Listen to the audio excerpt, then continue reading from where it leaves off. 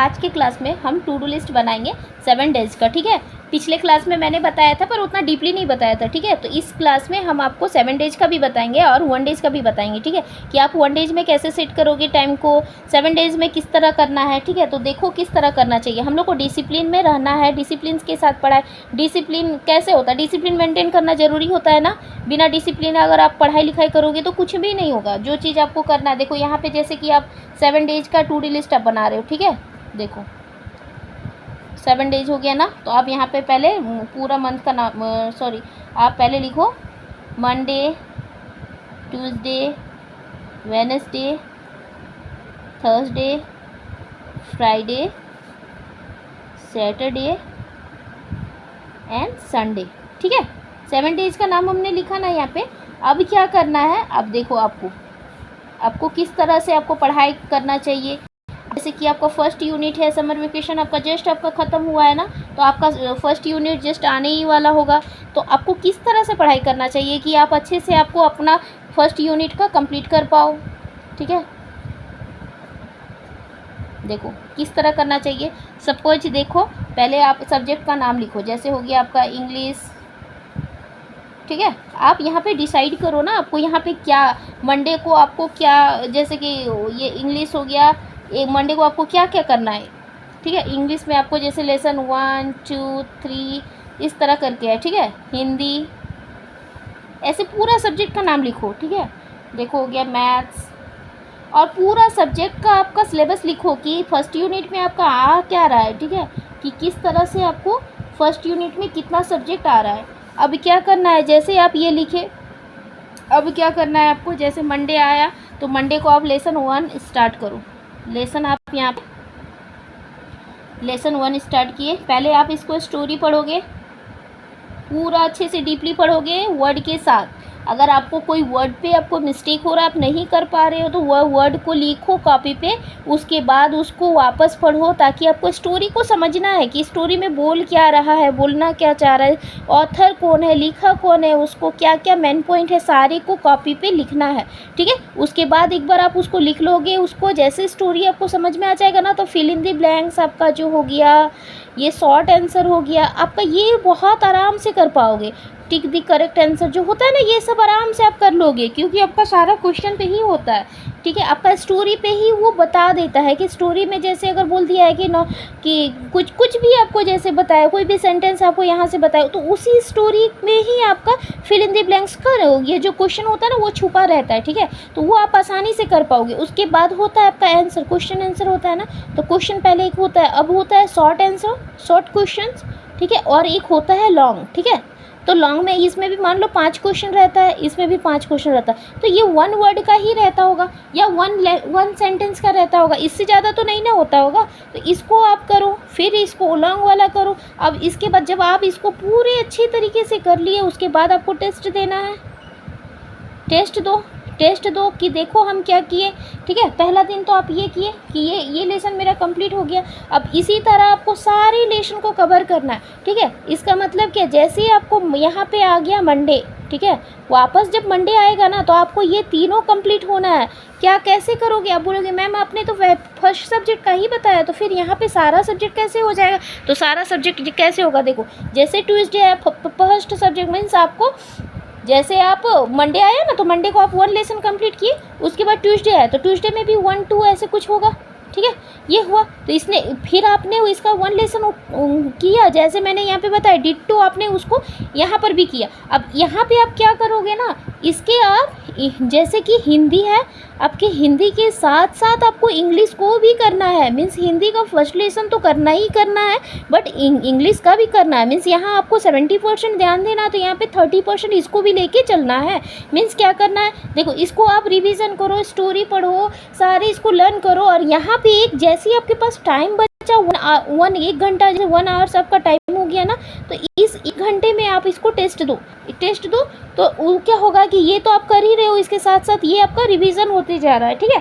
फिर second third day जब Wednesday आपका आएगा, वेडनेसडे में फिर आपका मैथ्स है। मैथ्स में जब आपका 2, 3, 4 ऐसे कुछ बोला, तो इसका 1 लेसन यहाँ पे उठा लो। तो यहाँ पे जैसे आप मैथ्स का उठा लिए, फिर आपका हिंदी रह गया, साथ में सबको लेके करना है, ठीक है। ये नहीं कि एक सब्जेक्ट को उठाए तो सिर्फ एक ही करना है, एक नहीं करना है, सारी को उठाना है। फिर यहाँ पे आप इसको 60 दे दो, यहाँ पे 20 दे दो और यहाँ फिर 20 दे दो, तो 100% हो गया ना। अब इसको जैसे मैंने इधर बताया वो इसको करना है और उसके बाद इसमें एक एक टेस्ट आपको लगाते जाना है और ये सेल्फ टेस्ट देना है कि खुद पे चेक करना, और वो भी पूरा फुल ईमानदारी के साथ कि मैंने कितना सही किया और क्या कर रही हूँ। अगर ये ऐसा नहीं करना है कि कुछ भी ये कर लिए, किसी तरह कर लिए, फिल इन द ब्लैंक्स नहीं किए, इस तरह नहीं करना है, पूरा ओरली आपको करते हुए जाना है। तो ये आपका देखो यहाँ पे 3 सब्जेक्ट का हो गया, वेडनेसडे आते आते अब ये 3 सब्जेक्ट कर लिए ना। इस तरह करके पूरा वीक को करते जाना है। और ये आपको कब होना है, जब आपको खाली टाइम मिलता है तब। ये नहीं कि स्कूल ट्यूशन का टाइम पे आपको ये करना नहीं करना है। स्कूल का टाइम छोड़ के वो आप डिसाइड करोगे किस टाइम पे आप फ्री रहते हो, किस टाइम पे आपको टाइम मिलता है पढ़ने के लिए, ठीक है। देखो उसके बाद आपको क्या करना है, इसी तरह आपको सारी कवर करना, सारे लेसन को कवर करते हुए जाना है, ठीक है। जैसे ही आपका देखो 1 मंथ आपको यहाँ पे बचा होगा, मान लो मोस्टली 2 मंथ का ही रहता है, 2 मंथ आपका रहता ही है हाथ पे, तो 2 मंथ मीन्स 60 डेज़ ना, 60 डेज़ आपके पास है। तो 60 डेज़ में अगर आप करोगे 7 डेज मीन्स इसके लिए कितना, मान लो 3 सब्जेक्ट है तो 3 सब्जेक्ट में मान लो अगर हम करेंगे तो कितना 3 वीक अगर जाएगा, 3 वीक में आपका मीन्स आपका सारा कवर होते हुए जाएगा, ठीक है। 3 वीक आपका मीन्स 1 मंथ भी नहीं होगा और आपका ये सारा कंप्लीट हो जाएगा, ठीक है। और जैसे आपका 1 मंथ में 10 डेज़ बचेगा, उसमें आपको रिवीजन पूरे को करना है, फिर आपको हाफ ईयरली का पढ़ाई करना है। देखो आप बात करती हूँ मैं 2 टाइप का बच्चे को, जैसे कि एक टॉपर बच्चे होते हैं ना, देखो जो टॉपर टाइप का बच्चे, एक होता है लूज़र, ठीक है। लूज़र किसको बोलते हैं, लूज़र उसी को बोलते हैं ना जो अपना काम समय पे नहीं करता, उसी को बोलते हैं ना। और टॉपर किसको बोलते हैं, जिसका 90%, 99% ऐसे करके नंबर आता है, वो होता है। और यहाँ पे ये बच्चे होते हैं ना 20% गेन नहीं कर पाते, 20% उसको लाने में तो उसका हालत ख़राब हो जाता है। क्यों होता है उसको, क्योंकि वो अच्छा अपना प्लान, अपना टू डू लिस्ट अच्छे से नहीं बना पाते। वो अपने ये जो होता है टू डू लिस्ट को किस तरह प्लान करना चाहिए वही नहीं कर पाते। और ये जो बच्चे होते हैं ना, ये अपने अच्छे से प्लान करके रखे हुए रहते हैं कि किस तरह हमको क्या कौन सब्जेक्ट को कब कवर करना होता है, ठीक है। इस तरह का बच्चे देखो क्या होता है, ये अपना जैसे कि मैंने यहाँ पे आपको बताया कि किस तरह से आपको पढ़ना चाहिए, वो ये करते हुए आ रहे हैं, ठीक है। ये 2 मंथ फुल इसने फुल फोकस के साथ इसने पढ़ाई किया, इसने फुल फोकस के साथ यहाँ पे 2 मंथ पढ़ाई किया, ठीक है। तो इसके लिए तो सारा क्वेश्चन तो गेम की तरह हो गया ना, कोई भी क्वेश्चन आ गया ये गेम एज ए गेम की तरह इसने खेलना स्टार्ट कर दिया, क्योंकि उसको तो क्वेश्चन भी याद हो गया है, किस तरह वो क्वेश्चन को करना है वो सब उसको याद हो गया। अब यहाँ जो लूजर टाइप का बच्चा जिसका 20% लाने में उसका हालत ख़राब होता है, वो क्या करता है, स्कूल से आया खाना पीना खाया, बस आके सो गया या मूवी देखा या कुछ अपना जो भी गेम वूम होता है वो खेलता है, बस। उस टाइप का बच्चा क्या होता है, वो थोड़ी ना कुछ कर पाते हैं। उसका जैसे जैसे आपका टाइम आते जाता है, फर्स्ट यूनिट का एग्ज़ाम जैसे ये फर्स्ट यूनिट हाफ ईयरली आते जाता है, उसको समझ में ही नहीं आता कि पढ़ाई क्या करना। उसके बाद जब उसके पास जब मैम उसको दे देती है ना, रूटीन दे देती है कि नहीं अब आपका आ गया है एग्ज़ाम का डेट, मान लो 5 से स्टार्ट होने वाला, अब उसको टेंशन हो जाएगा। क्यों होगा, क्योंकि जो यहाँ पर हो गया ना, यहाँ पे देखो इतना सारा जो इसका सब्जेक्ट है वो सब्जेक्ट उसने कुछ नहीं किया है, वो सिर्फ स्कूल से आता है, घर पे पेरेंट्स को बोल देता है हाँ मैंने तो बहुत पढ़ाई किया है, ये तो मैंने सब कुछ कर लिया, और वो कुछ करते ही नहीं है, ठीक है। तो उस तरह का बच्चा अब क्या हुआ, यहाँ पे इसको बहुत सारा हो गया। अब ये कितनों पढ़ाई कर ले, 8 घंटा 10 घंटा कितनों भी कर लेना, तो उसके लिए वो कम ही पड़ता है। और क्या आपको क्या लगता है कि कोई भी बच्चा अगर कंटिन्यू 8 आवर्स पढ़ेगा तो क्या वो दिमाग में बैठा पाएगा, क्या नहीं कर पाएगा, क्योंकि उसके पास टेंशन रहता है ना। क्योंकि देखो शुरू से जो बच्चा करते हो धीरे धीरे करते हुए जा रहा है वो कर लेगा। और जो एक ही बार उसको पढ़ेगा कि नहीं हमको तो सारा सब्जेक्ट एक ही बार का, बोलते हैं ना कि खाना आप खाते हो तो अगर आप 30 दिन जैसे कि आप दिन भर का खाना खाते हो तो 3 टाइम खाते हो ना, जैसे आप करते हो ब्रेकफास्ट करते हो, फिर लंच करते हो, फिर डिनर करते हो, तो ये आराम से कर लेते हो ना। अब आपको बोले जाएगा कि नहीं तीनों खाना एक ही साथ खाना है, तो आप खा पाओगे क्या, पॉसिबल है क्या, नहीं पॉसिबल है। उसी तरह होता है कि जब आपका ये सब्जेक्ट जब आपको 2 महीना में आपको इसको कंप्लीट करने मैम पहले दे देती है कि 2 मंथ में आपको कंप्लीट करना है। अब ये यहाँ पे 2 मंथ में आप किए नहीं, कुछ नहीं पढ़े, और यहाँ पे बोलोगे कि नहीं हम तो एक ही दिन में ये सारा हम कंप्लीट करेंगे और हम टॉप करेंगे, तो उस तरह होता नहीं। तो उस टाइम पे आप लोग क्या बोलते हो कि अरे वो क्वेश्चन तो था नहीं, बुक में तो था ही नहीं, मैम बाहर से क्वेश्चन दिए, तो वो थोड़ी ना बाहर से होता है।